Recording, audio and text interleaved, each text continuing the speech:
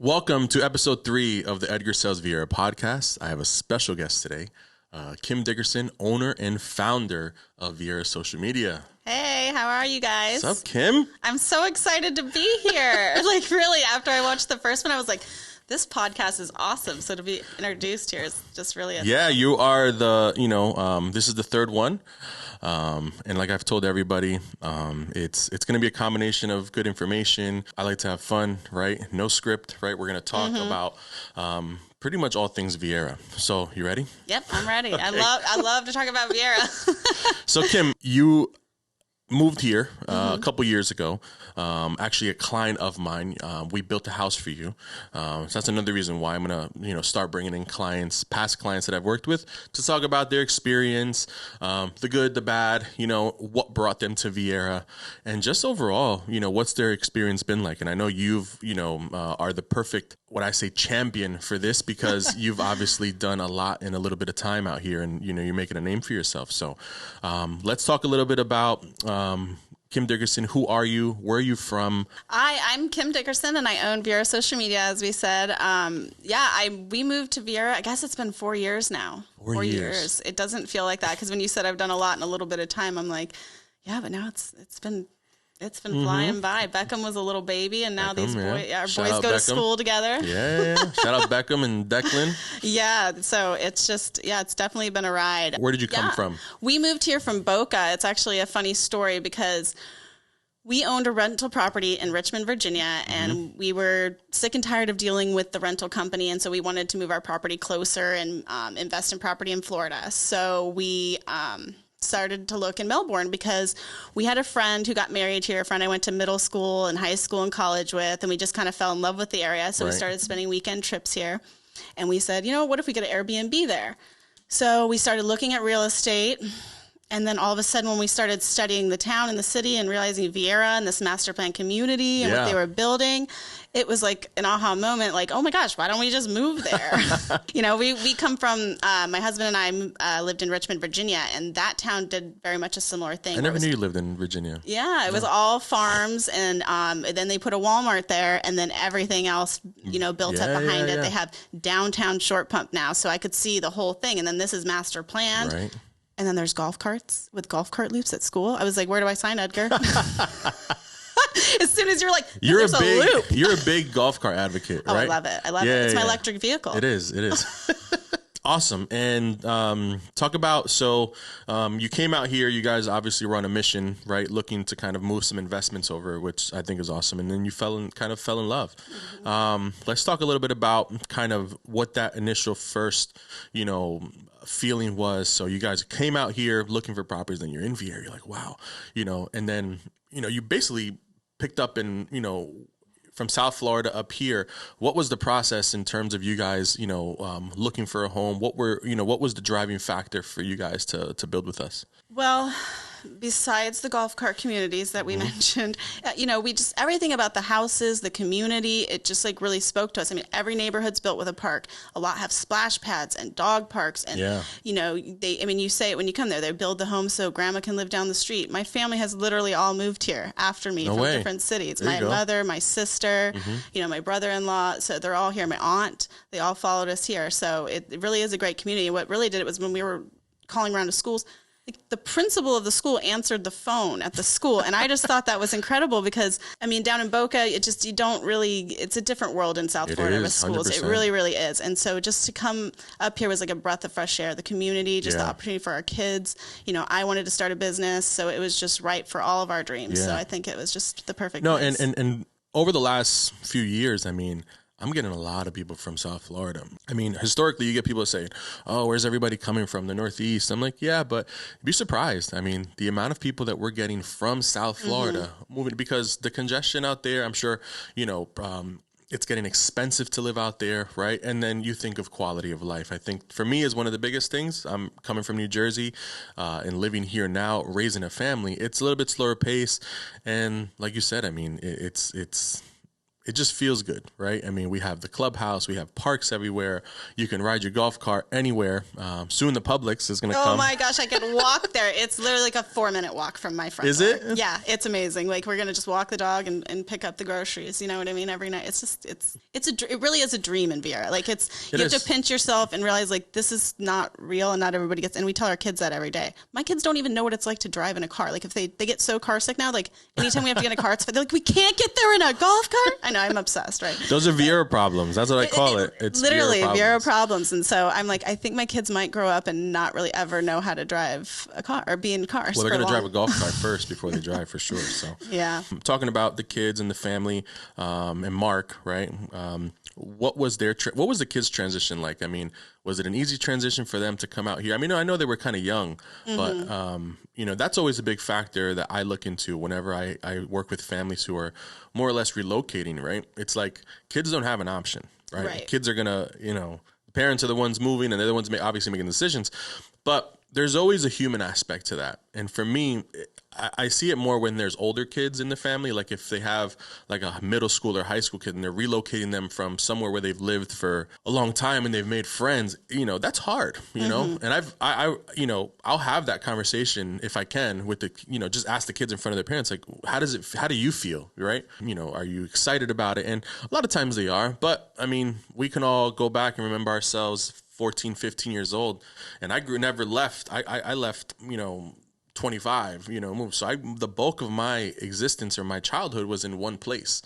Had my parents uprooted my family and moved me somewhere else at that age, I'm sure it would have been hard for me because now you're going into a new, school district, a new area, new friends. So, but I'm sure your kids it was just a natural kind of transition. Yeah, it's really funny that you asked me that question. My mom's going to be listening to this going, oh, don't say it, Kim. No.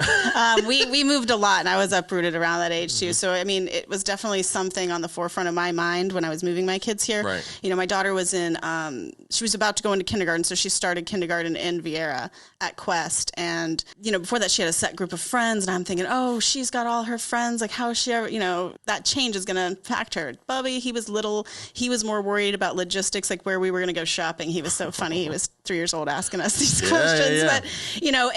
But, for a while when she first moved here, it was hard. And then the pandemic happened, which did not help because it was within the same year. So, but we've kept in touch with those friends and over the years, I mean, because of the age, she doesn't really remember a lot of them anymore. So it's been a good transition. But I mean, the community here, Declan has friends everywhere she goes. Like the way Viera works, like she walks into school, she knows everybody when she's walking out. Everybody's like, Declan! And then, we go to the Addison clubhouse and then all the friends are at the pool. Then you go to the park. Oh, there's the ones from dance school. Yeah, right here.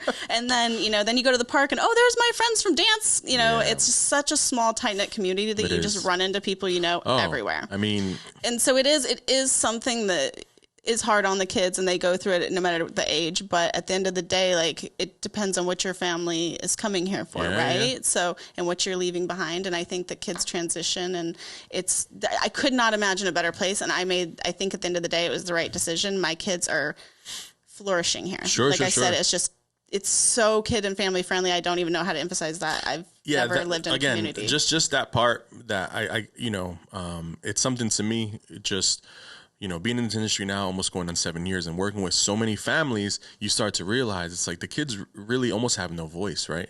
But it's nice to at least understand a little bit in terms of how they're feeling. I think that's important for me, right? Because it also helps you better understand the family, what community, is going to work best for them based on those couple things. So super important. And yeah, like you said, we live in the same area in Addison, but I live in a different community. But same, if I go to a park, right? 9 times out of 10, I'm going to hear somebody yell out, Landon or Lorenzo, right? And, I see Mark at the park by my house all the time and Beckham's there. It's anywhere you go, same thing at the club. And I think that's, I love it, right? Because obviously me, you know a lot of people, I know a lot of people, and anywhere we go, you're going to run into somebody and it's a pretty cool feeling. So you moved out here 4 years ago, or you signed the contract to build a home with us, or in Viera. Let's talk about just in terms of, the build process, right? There's good, there's bad, there's pros and there's cons, right? But I've seen your house. You built a beautiful home. Thank you. Probably one of my favorite models in that collection. So talk to us a little bit just about what the experience was like from start to finish, and kind of, obviously, and then, COVID came and stuff like that. But just a little bit about, briefly about your experience and what it was like building a home. I really enjoyed the building process. It was a lot of fun. I think we were the 12th or 16th, I can't remember right now, home in Reeling Park. So when we got there, I remember we were one of the first homes, and it was just fields of dirt lots for as far as you could see, all the way to Addison. I mean, you could see the front of Addison, and it just felt like you were on a prairie on an undiscovered, I'd look out the window and pretend like this was my farm for a while. It was really, really nice.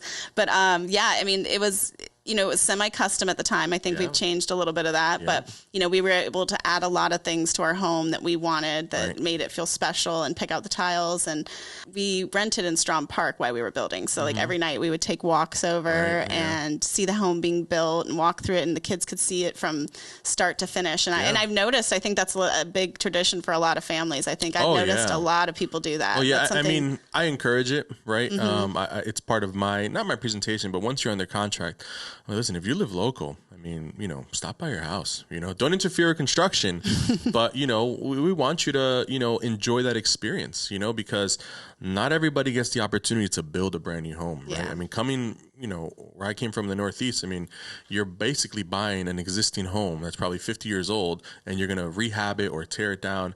Here, and there's a joke that I always say, because we live on what I call Duda land, and Duda is known as a huge agricultural company. We grow homes out of the ground, is kind of what I say, right? Oh, that's so fitting. We basically grow homes, and seeing the process of that it's good. I know people who've documented it, as they've gone through the process, pictures, and I've seen like, time lapses of it, and it's really cool. So I'm excited, and it makes me feel good that you guys obviously went through that and enjoyed it. But yeah, I think I have some drone footage of the area as we were building that, when it was still all bricks and stuff going over the house. Yeah, I got some. Yeah, you're right, because that particular area, you were the first house on that block, because you're the corner lot, and then it had to kind of go. So seeing that come up, and then I think they're finishing up the back portion by like the new Publix and area that's going to start developing pretty soon. So that's cool. Very good, very good, very good. What else? Good, the bad. Give us a little bit. It's not always sunflowers and butterflies, right? I mean, there was some hiccups in our building process, and I think most of that was because we were so early in the neighborhood that they hadn't gone through everything, and there was some hiccups, but I will say, and my husband always says this, like whenever anybody complains about the warranties and stuff, he's like, oh, they're just being impatient. Like Viera is so good with the warranty coming through, fixing anything that was done incorrectly. We had French doors put into our master bedroom, which it's a customization. So there was an issue with that, with leaks and water. They came in and tore the entire wall out, replaced I remember the floor.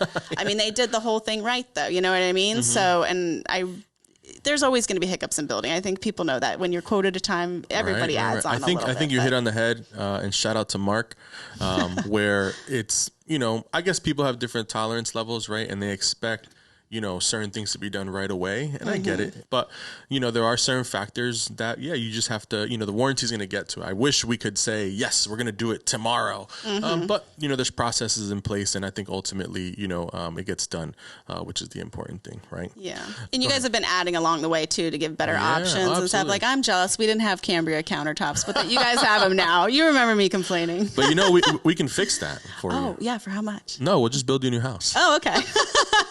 All right. Where do I sign? No, I'm just kidding. So you built a custom home. Talk to me about, what's the favorite thing about your home that, that you did, or, what just makes your home feel so special to you? Gosh, there's so many things. I guess it's the memories you're building in it. I really enjoy the Spanish style home. I really, really do. I like that our master's on the first floor, and that we have separate wings. The kids, we call it the kids wing. Right. They're upstairs, right? Yeah. And then you have the bonus room, which is, two separate staircases. Right. So it just it's the same.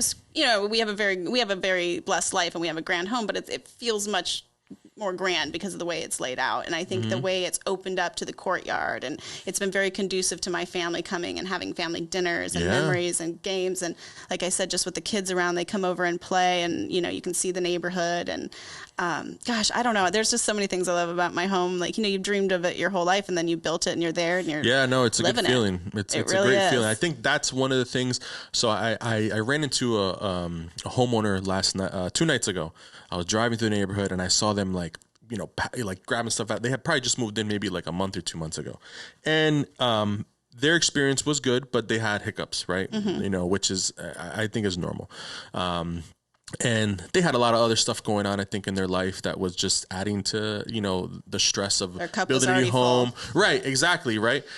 And I pulled over real quick and you know, spoke to them. You know, I like to stay in touch with a lot of my buyers after. I always say, like, you know, once I've finished and when you close in the house, I'm still here. Like, you know, I live in the neighborhood. I can't hide. And you throw a great party, Edgar. Yes. So, you know, I say, you know, I'm in the community, right? If I go to Walmart, I'm going to see somebody. If I go to Target, I'm going to see somebody. And to me, the fact that I know that we do a good job, if anybody that I see, you know, I don't shy away from it. I want to talk to you and talk about your experience. But this particular family, when I stopped to talk to them, we're talking and, oh, how's it going? This and that. Oh, you know, warranty items, cool. Yeah, everything's getting taken care of. And then they said something to me that they've seen a big change in one of their children in particular. Just by moving here, they said he's just become a different kid, like, you know, just happier, and he loves going to the pool now and he's making friends. Like, that to me, I remember when I drove off, I told my wife, I'm like, you know, they had a little bit of a rough time, again, just from building, the stress of building and potentially other stuff that was going on in their life. But to hear them say that their kid is now a total different kid, I think that makes it all, you know, full circle, right, for them. And you kind of at that point just forget about, because at that point, you know, we live for our kids, right? And you want your kids to be happy and have friends and stuff like that. So that was something that, to me, that I was like, wow, you know, it makes me feel cool and gratifying, and know that I'm not crazy in what we're doing.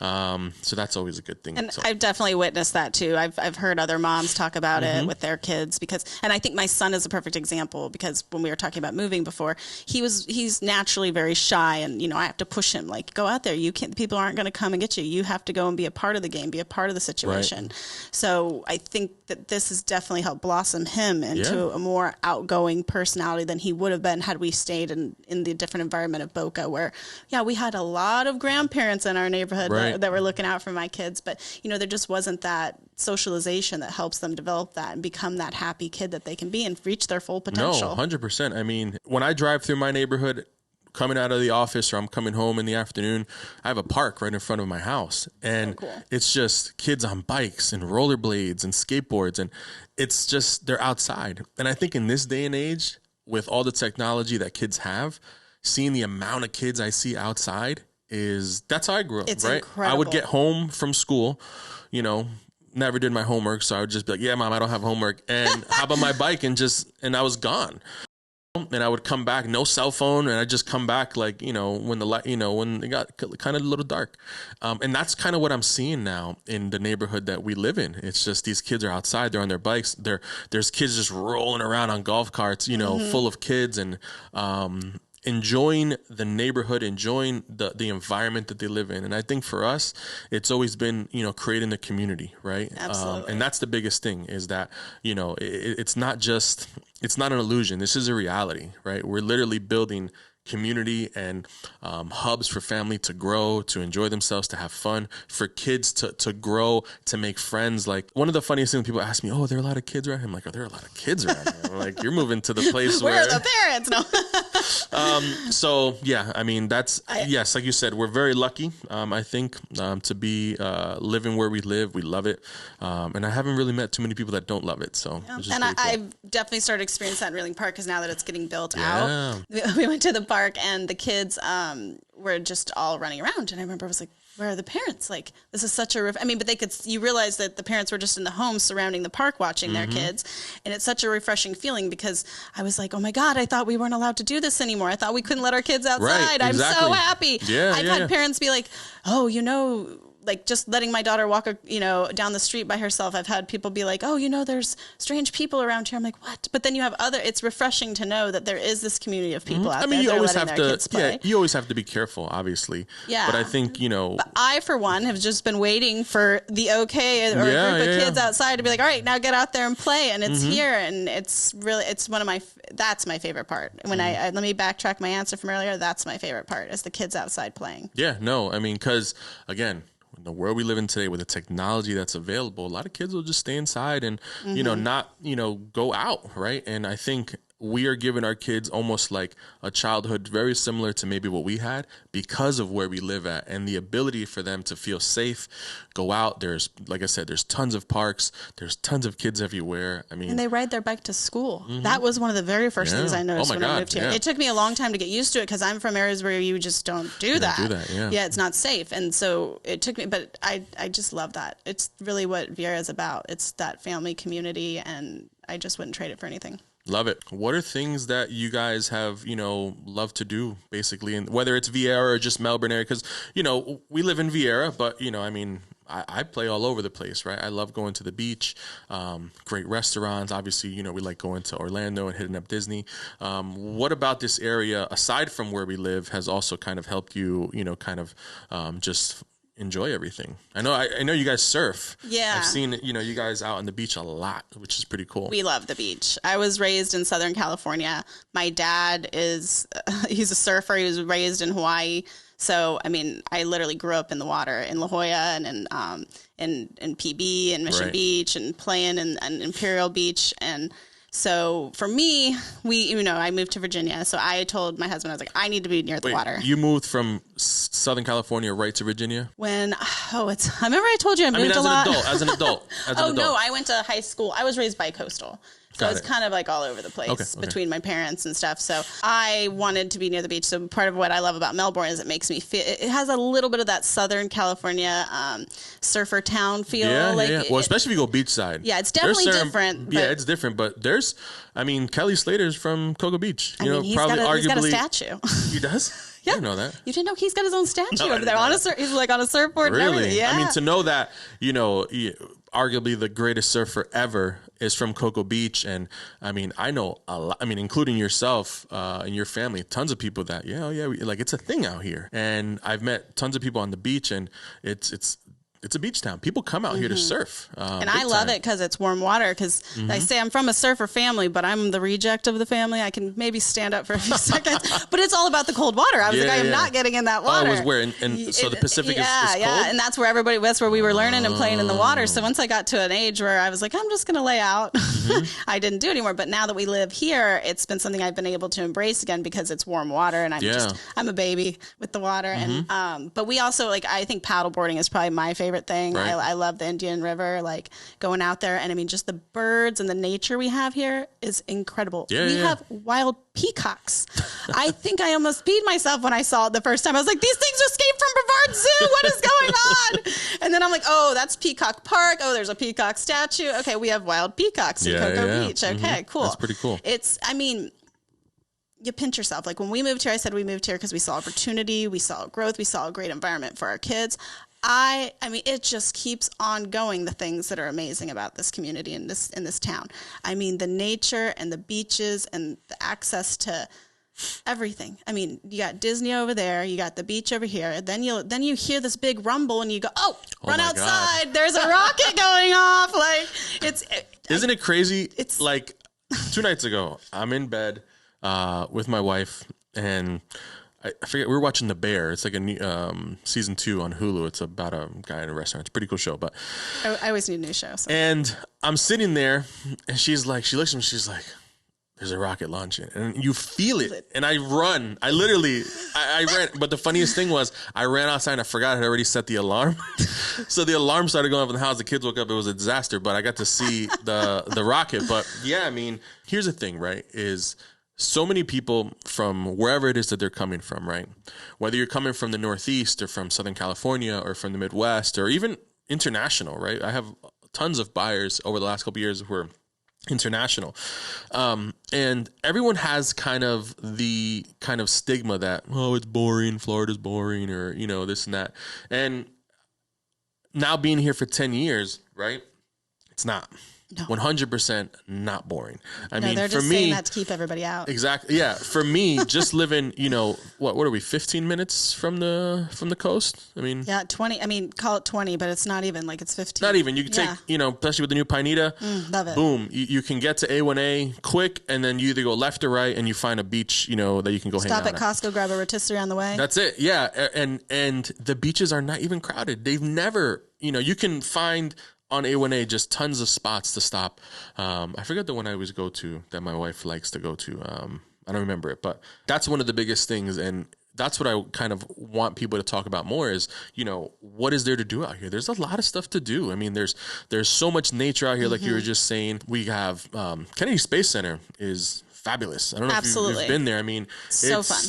I went there probably 2 years ago. Hadn't been there in probably, I don't know, since I was a little kid, and I was amazed at how awesome that place was.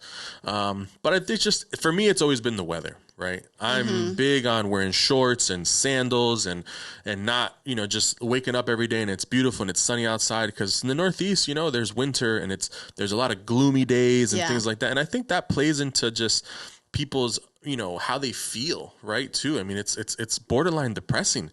Whereas here, I mean, for you to be, everyone goes through stuff, but for you to come out here, I feel like even if you're having the worst day possible, you wake up and you come outside and you're like, oh, but you see that sun beaming on you. It's a new day. It's a beautiful day. Like get after it. There's really, it's hard to, to not be happy, in my opinion, right? I mean, that I completely agree. I'm not one of those people that misses the leaves changing. I grew up in Southern California. Santa Claus was on the beach in a Speedo. I am right at home. I do not like the cold weather. I will take a weekend vacation to the snow, but no, I don't care. Snow days, like you're stuck. It's just a headache. I mean, we have hurricanes, but hurricanes are fun, man. You just get to stay home, watch movies. Like it's good eating. No, that's pretty cool. So what else? So, I mean, let's get into kind of also, like I said, you've done a lot in a little bit of time, right? So this is a platform that I'm creating for, myself, and also I consider my friends, right? For you guys to come in and, we've worked together on stuff. You've helped me tremendously with my social media through your company, right? With artwork that I've been doing, and, seeing you grow, I feel, or just the hustle that you have, right? It's admiring, and I want to give you your kind of flowers for that, because in a short amount of time, I've just seen you kind of, you're everywhere. You're linking up with the Chamber of Commerce's out here. You're moving, you're really a mover and a shaker out here. And I love people that just kind of, get after it. You're a hustler. That's all I can say. And it's really refreshing to hear that you have that view, because you were day one, like the first person I met in this town walked in, and I'm like, and originally I had a handmade swimwear line, and I launched the Viera Mom blog to kind of promote that. Is that still going? No. Okay. So through that, though, I realized everybody needed help with social media marketing. So I pivoted, because they would see what I was doing and ask me for help. And it was definitely more profitable. But I remember first meeting you, and I'm like, oh, I'm moving here and I'm doing this. And now I've got this. And I'm like, this guy must think I'm crazy, right? And then you're like, and then I come back a month later to do another meeting, and you're like, yeah, I had a real estate meeting, and somebody said, who's the Viera Mom? And I was like, really? Like, that's awesome. So it's just planting a seed. And like you said, going out and getting it every single day. And that weather sure does help. Every single day. Like, it's just, and this town is so inspiring, because it is growing. You're just filled with business owners and everybody else who's inspiring. And it is very infectious. And I think the inspiration it just travels around. And it's just, for that, I love this town. So talk about what, drove you to start. I know you said you had the Viera Mom blog, but now you've kind of turned that into just something that's, it's pretty big, especially in Viera, and growing, I would say throughout the county. Tell us a little bit about what brought you to, how did this idea come about? How did you start it? What exactly is it that you're doing? What is Viera social media? It's hard to explain how it came about, because, when with anything in life, you go down life's roads and you think you're going one way, and something happens and you pivot and you change, and then something else happens. Trial and error. So, I had launched the Viera Mom blog, and it was really, I remember moving here just like starving for information. Like, I wanted to see homes. The Viera site didn't have any of the walkthroughs it does now. It barely had a couple photos. There wasn't anything out there. So I really started with wanting to document that building process. And at the time I was really into home decorating and I knew people would be moving and I thought my blog could be about that. But as I met more and more people, because I was interviewing businesses and stuff, I realized there was needs there. And I'm a product developer at heart. I like pain points. I like to, help. And so I realized, okay, let me help you with your newsletter. Then I took on a social media account. Then I got us another one. And then somebody heard about that. And then they called me. So then I, realized I'm not sewing anymore. I'm just doing content creation and managing accounts for people. So it really just grew one day to the next, one day to the next. And then I get people calling me who aren't ready to delegate, to hire a full social media manager. Right. Because typically somebody's going to hire a receptionist or somebody to do the day-to-day work before they're going to hire a marketer. Right. But these companies still need to grow and they're lost. I mean, it's a tricky world on social media and you just need somebody to guide you. So then the 100%. workshops developed from that. So it was just meeting with people, always saying yes, learning the field, seeing what people needed. And now we have Viera graphic design, Viera video production, and Viera social media. So insane. Yeah. With social media now just being what it is, right? I mean, this is going to go on social media, right? If you have any type of business, I feel today in this world, whose is your consumer, right? You have to think about, who are you trying to, get at their attention to? Absolutely. And regardless of who that, crowd is, right? You have to have some sort of a presence on some sort of digital platform, whether it's Facebook, Instagram, what else, TikTok, or, some of these other things. And the fact that you kind of saw the need for that, right, early on, right, because, Viera in itself, or just this area, there are certain things I feel that can still come, businesses, and you found that little niche in the market, I feel, and you like punched in the mouth. You took advantage of it. And I think to me, it's like, man, that's why for me, it's seeing you do it from day to day and seeing it go from what it's been to where you're at today. And obviously, helping me along the process. It's crazy because you really identified that kind of missing, piece in the market, and you're helping so many businesses out here. What else? I mean, let's talk a little bit about also just, what would a basic business that were to call you, right, to handle, let's say, their social media and stuff like that, what does that entail, I guess? I mean, what are you doing for these companies or these businesses? Well, the way I like to explain it is we are a really boutique model. We're not like your standard social media agency who's giving you stock photos, scheduling you, and walking away. Like, we're coming into your company, we're getting to know your employees. We're having meetings about what are your goals and your objectives. And then we sit down and talk about analytics, and I guide my business owners, depending on their level of understanding, on just even understanding what it is we're trying to achieve, right? Because I get all the time, I need people walking through the door. And I'm like, okay, there's no metric on social media. There is no metric on social media to measure people walking in through your door. So we can't do that. Right. But there are so many other things we can do. And that's what I'm educating businesses on. And to go back to your comment a minute ago, it just means the world to me, because I probably should have started with this, but part of the reason I started Viera Social Media was we had a family friend in Richmond, Virginia. She owns a dance studio, and she's owned it for 40 some years. Forgive me if I have that wrong, but a long time. She's very established, very well known in the community. Other dance studios are coming in and they have social media. So now she's struggling, right. And she's like in tears, like, I don't want to quit. I don't want to be done yet. And this is the only thing standing between me and success now. Very successful people, very established people. And now they just need some help, right? Yeah, and that's what we do. Those are our clients. We're here to just hold their hands, create original content. I mean, you've seen our stuff. We go out there, take our own videos.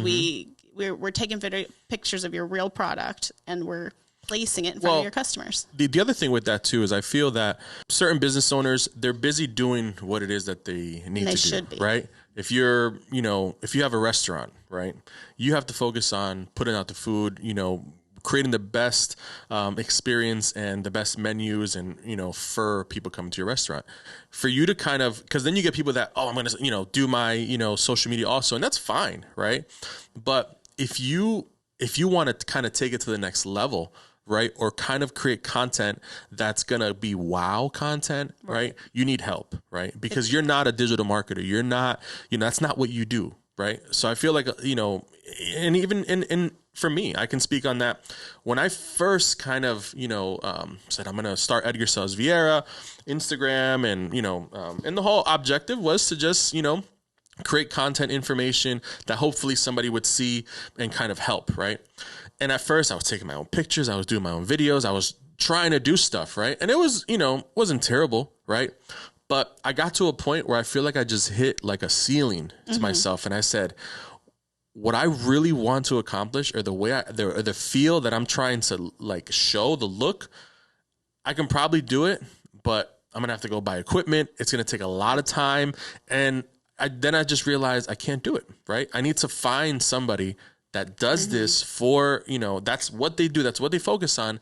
And then that allowed me to kind of say, cool, like, let's bring these people on board, pay people what they're worth. I'm really big on that too, right? Like if somebody's like, this is what they do, don't cheap on these people, right? They're going to give you a product that's going to help you. And that's what you've also done for me with creating, content for me online and things like that. And that, I think, in the interim was something that was helping me stand out. And I could never do that, right? As much as it's, it was a cool, almost like a flyer that you guys were doing and other stuff for me, it made me look a little bit more legit, right? Like I was making it work, right? And even like now here at CLI, right?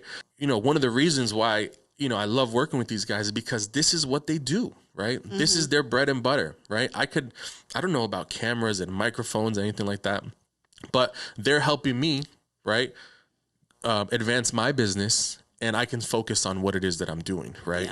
Yeah. And they kind of take care of the rest. And I think that's important for people to understand. It's like, look for help, ask for help. And yeah, it might cost you a little bit of money, but the return on that is going to be, I feel, exponential, especially if you do it right and you stay consistent. Yeah, and that is what we offer, right? It's an opportunity cost, and we're there every day seeing what's changing in the trends, and we're optimizing your posts. Like if social media now has like alt descriptions and categories and all kinds of things that you need to plug in that can put you ahead of your competitor that it takes an hour to do one post by the time you're done with it. So, and it's done right. It's done to the best it can be done. And that's really what we offer our businesses. And then again, all the way down to workshops when they're still in the steps doing it themselves, it helps them do it just that much better.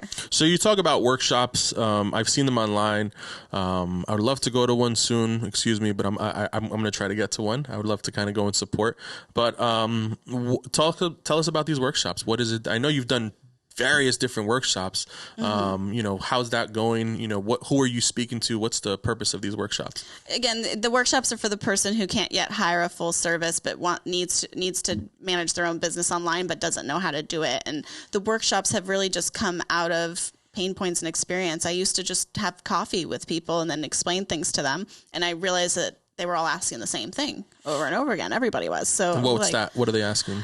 Just basic questions of, just how the settings in Facebook, for instance, if you go back behind the page, there's all these things that you can set up.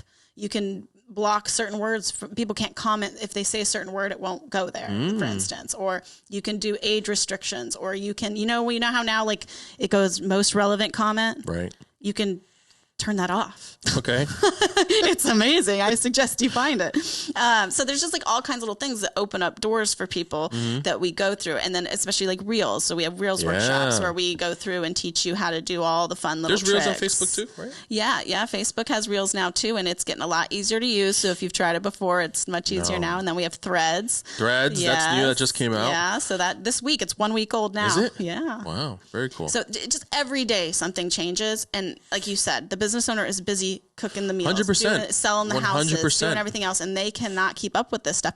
And my workshops are good just for that, because I would literally have given workshops, and in the middle of the workshop, I'm like, that wasn't there yesterday. It's ever changing, is what you're saying. It's happening in real time, constantly. So that's really what we're offering too, right? Yeah, no, I mean, again, in the day and age that we live in, unfortunately, if you're not doing even a little bit, you're going to be like your dance studio owner in Virginia. And I'm sure it's hard for some of those people, because they don't probably understand the technology, but that's why people like you exist, right? Another good example, sorry to interrupt, but I just remember, is when we did the TEDx. We did the social media promotions with TEDx, and we collaborated with MPI Productions and Rock Paper Simple. And this was like the best example of what we do, because you can hire a videographer and you can have this beautiful footage, and people often pay lots of money for this one big video, but then they're given the video and they don't know what to do with it. They don't know where to place it. They don't know how to post it. They don't know how to maximize it into not just one post, but 15 posts to repeat that message, to plug in all this stuff. So to be on that team was an incredible opportunity to have high quality content that was controlled and done perfectly. And then it was given to me to be able to create content to promote it and to do it properly. And it was very impactful. I mean, I think we started that page with 15 followers and we reached 20,000 people. I mean, it was crazy. Like, it was insane. Yeah. Like, over the campaign of the month, some posts reached 5,000, and it just goes to show you, like, follower count doesn't matter. It's what you do with that post, right? And where you place it and how you promote it and how you optimize it, right? And that's what we offer. So. Yeah. And that's something that even I'm still kind of learning, with the content that I've been creating over the last couple of months, here at the studio or just in general. One thing is making the content, right? And creating awesome content, because that was one of my biggest things. I said to myself, if I'm going to do it, I want to do it right, and I want it to look, like a certain way. Where if you're in California or you're wherever and you see it, you're like, okay, like he's investing, he's putting, like, to me, no one's going to invest in my business, right? I don't have to do this, right? You don't have to do what you do, but you love to do it. And I love to do this type of stuff because it's helping me grow. It's helping me create information, helping us create content, and also helping us kind of, with awareness for other people who are probably maybe on the sidelines and want to kind of, get interested. But for me, it was mainly, I want to create a certain level of content that's going to make me stand out. And I couldn't do it by myself, right? You've helped me with that. CLI is here, is helping with that. And I think that's, again, if there's anything that we get out of this particular podcast, it's that if you're in a business or running a business or, social media is paramount at this point, right? And, whether you can hire someone to help you do it or if you kind of do it yourself, get the education, online or through Kim to help you kind of, understand it. Or if you can, hire somebody to, help you maximize that. I think that's super important. And at the end of the day, your brand has developed over time and you're at that level now. Yeah. When you're starting out, I always say perfectionism is procrastination, right? It doesn't matter if it's perfect at the end of the day. It matters that they see you out there. Like, if you're out there, then they know who you are. It doesn't. And I think too that, there's something to be said about the journey that people take, right? Because not everybody starts at 10, right? Nobody starts at 10. Everybody starts, you start somewhere. I mean, I start, and that's, I think what people have to understand, like, you're not always, I feel like we live in the world of instant gratification, right? You want those likes but in order to get to that point, right, there's a process, right? And as long as, like you said, you're patient and you work to it, I feel like if you stay consistent at it, it's gonna work. Right. It's gonna work. It's gonna help. So that's I always tell clients to scroll back on accounts that they're looking up to. Yeah. Scroll back. I'm not talking just a little. Oh yeah, because you go and you'll see where they first started. And I was just thinking the same inspiring. thing. It really, 100%. really is. And so you just got to get out there and do it. So we have Viera Social Media. What were the other? You have a few other businesses. So it's Viera Social Media is the company, and then we have sub-departments of Viera Graphic Design and Viera Video Production. And that we do a lot of logo design and graphic design. We do some content packages like we do for you, Edgar. Yeah. And then video production has a lot of my clients just needed some video pieces, and it's just been really growing. I think video is one of our favorite parts. I really like bringing the story together for people. No, and then video is that and then turning it into social content is like the dream. So the dream. Yeah, because when you're just creating social content, it's just like micro clips, right? But if you have a YouTube channel or something bigger that you're building off of, it's more cohesive and it makes sense. So it's like social media is just one piece of like the bigger puzzle, but it's the hostess stand for your business. It directs everybody on where to go and it organizes everything. So that's why it's important. So let me ask you, because you're the expert here, right? I'm just the one asking questions. You're a business owner. What would you say, where would somebody start with if they're opening up a business or they're having this business, like, man, I need to, get my social media presence up. What's step one you feel? Whether is it Facebook, is it Instagram, is it both? Do you think is like the? It depends on what your business is, right. really, and where your followers are, because there's no one answer. Like when everybody goes, oh, I heard this is what you do, or Facebook suggested this ad. By the way, when Facebook suggests an ad, it's an ad from Facebook. They don't know anything. They don't know your goals. They don't know what's going on your page. It's literally usually the last thing you posted too. So it's not real. It's an ad. So you have to make real goals, and you have to find out where your customer is. Are they on Facebook? Are they on Instagram? Are they on Threads? Are they on Twitter? Where are they? Are they on LinkedIn? Is your campaign really not about your customers? Is it about employee? Because that's the one thing that I was unaware of when I started this business, that most of these campaigns people are running is HR. It's making their establishment look like a fun place to work so that you'll want to come work there. I mean, think about how hard it is to hire people today. Like everybody's looking for it. So it's been a big strategy for a lot of my business owners. So making it so... you go onto LinkedIn and you think, oh, that's where people are looking for jobs. But if you're on social media and you see on Instagram, tailor-made therapies, for instance, which is the most fun place to work, they really do. They have some really amazing therapists and they do some amazing stuff. But we've been putting, our socials out there. Like they have get-togethers on Fridays to celebrate birthdays and stuff, and just showing that camaraderie and like how the team works together and as a family has been more impactful for their HR and hiring than putting out ads on LinkedIn. If you think about that, right? There's a lot of people that spend more time at work than they probably do at home. I mean, right? That's your family. That's almost it's almost a short extension of your family. So, and who wants to work in a shitty work environment? It's tough, but so I think that's pretty cool. Yeah. Another good example, Viera, pediatric dentistry. She buys her team all matching tennis shoes. And then I have the blog, The Viera Mom, where I get a lot of people messaging me. They're getting ready to move here, asking me questions. Wait, they all wear the same sneakers? Yeah, they all wear the same sneakers. No way. And they're cute too. They were like leopard checked and stuff, I think, at one time. So I got a message. What if you don't like the sneaker that you can't work there? I gotta ask Rashida.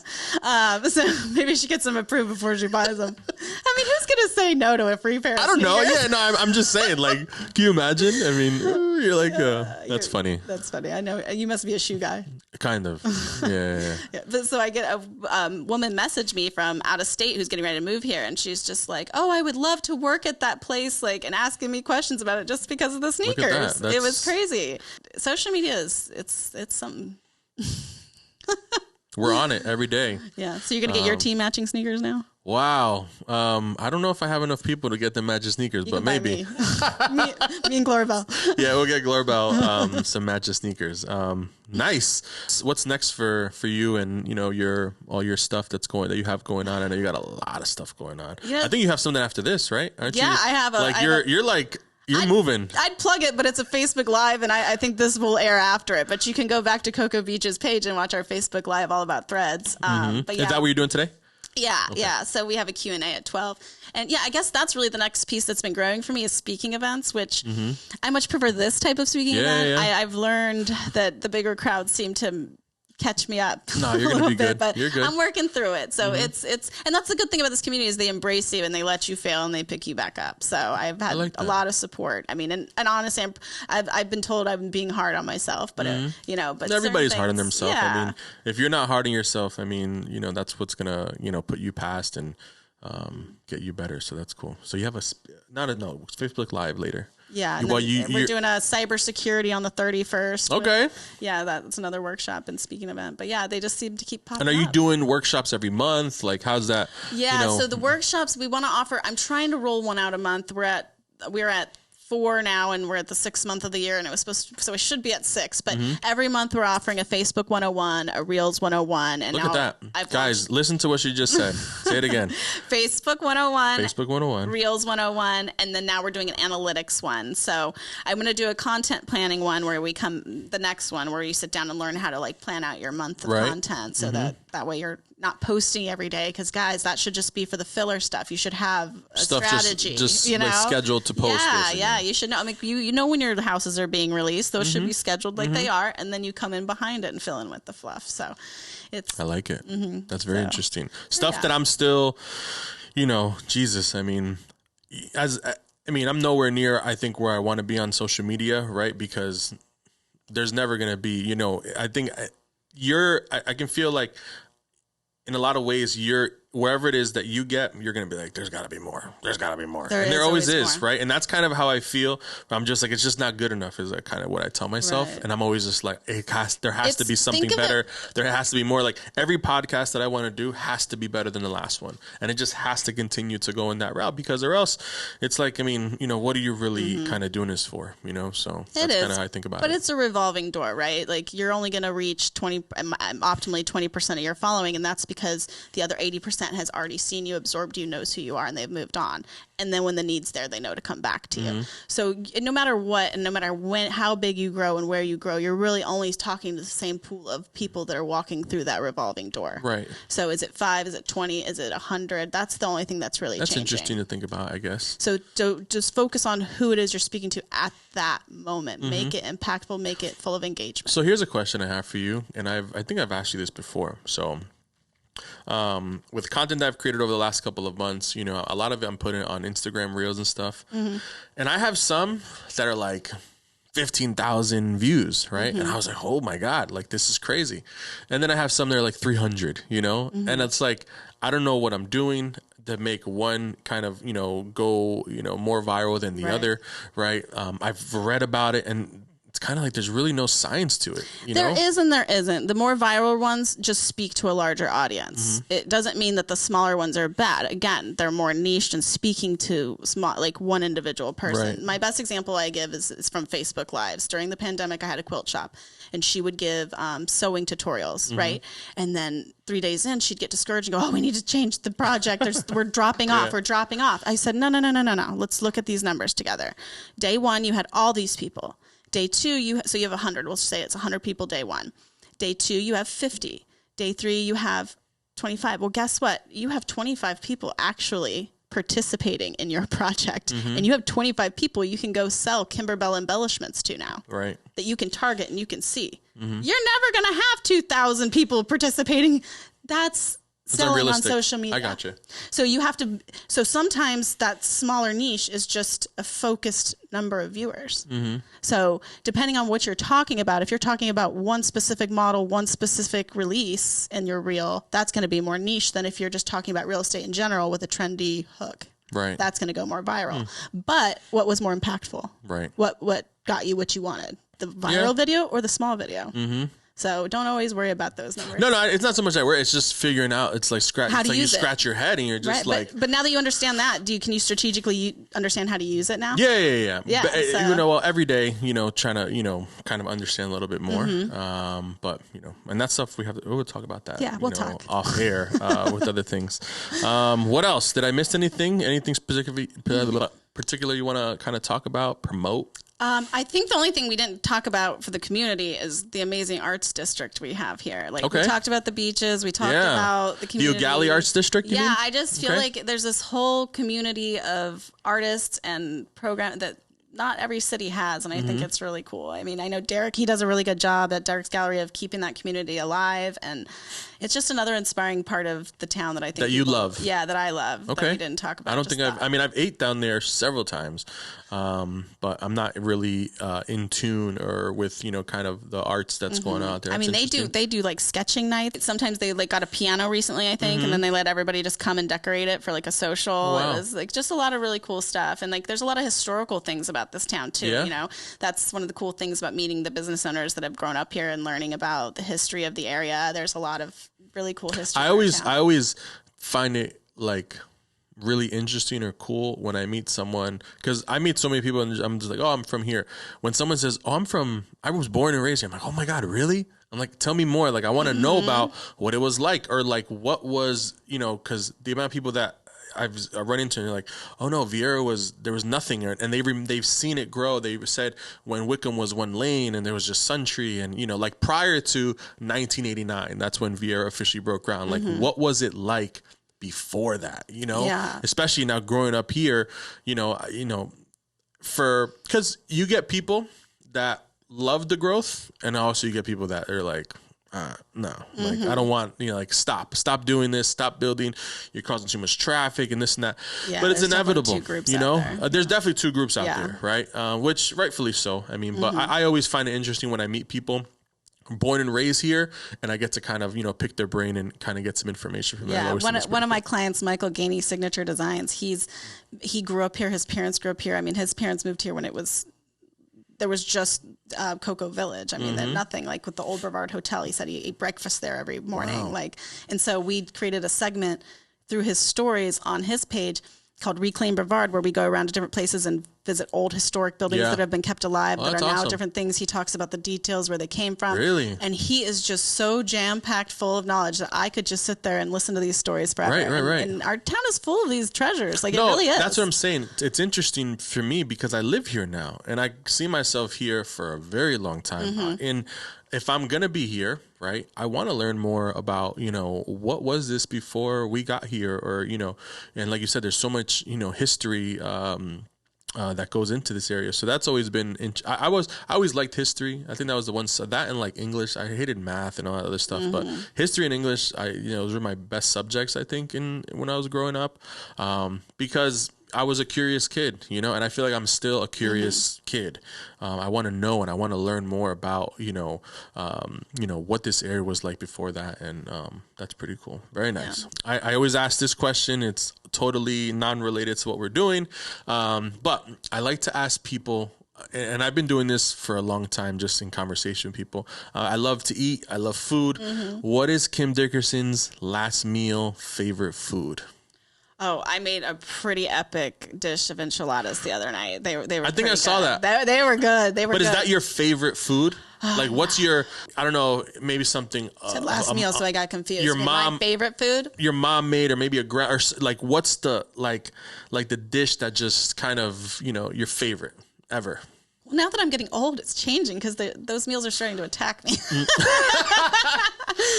Oh man, what I could eat any day. Oh, this is hard because I'm very picky, but I really like sushi, man. I really like sushi, and it's really hard. My husband doesn't like sushi, so anytime I'm around a group of people, we're like sushi. But other than that, I love a good potato. Any way a potato's cooked. Yeah. And where do you go? Where's your go-to sushi place around here? Shameless plug. Bean Sprout is really good. Bean Sprout, okay. It's pretty good. It is pretty good. Yeah. Yeah. It's really good. Very good. And Toyo. I like Toyo too. Where's that? Over by Amici's. Oh, okay. Yeah, I know where that is. Yeah. In that plaza. Yeah. Yeah. No, that's cool. I like sushi. Glorbo loves sushi. But that's near home. There's a million great places out by the beach and stuff too. Where? I need to go to more. Like I said, I don't get to go out. I've ate. There's one on 192. It's called Umami. Yeah, That's really good. I've heard of that place. It's been on my list. So hopefully I'm going to, in future episodes, I'm going to try to get like food in here and, eat and stuff like that. I think Ben will like that too. So I think that's it. Kim, thank you so much. Thank you for having me. You were high on my list. I'm happy we were able to get you in here with your crazy schedule. Thank you again, just for the opportunity that you gave me 4 years ago to kind of build your home, to help you guys come into this community. Thank you for helping me grow, in my journey with the stuff that you do for me. I really appreciate it. I don't think I've even said that. The way you were talking about I've loved watching you and your family grow. I appreciate it. Nobody deserves it more. No, really. No, you're an amazing person, Edgar. What else? Any shout outs do you want to give before we wrap this up, or shameless plugs? So why don't you look into the camera and tell them where to find you? Go ahead. Floor is yours. Yeah, if you guys can follow my pages, Viera Social Media and the Viera Mom. We also have a blog that you can subscribe to on our Viera Social Media website, where we can keep you updated on all the new things for businesses on social media. And I think with that, episode 3 is a wrap.